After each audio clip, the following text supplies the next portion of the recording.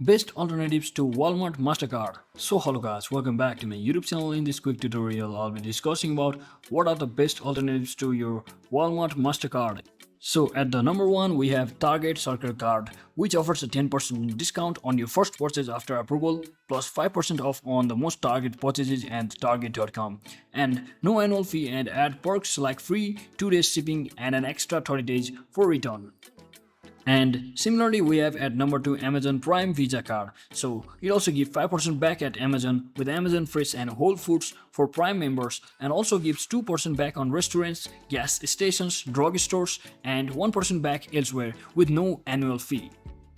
And likewise, we also have Costco Anywhere Visa Card by Citi, which is great for Costco shoppers with 4% cashback on eligible gas up to $7,000 per year, then 1% and 3% back on restaurants and travel, as well as 2% back on Costco and Costco.com, and similarly 1% on everything else with no annual fee but Costco membership required.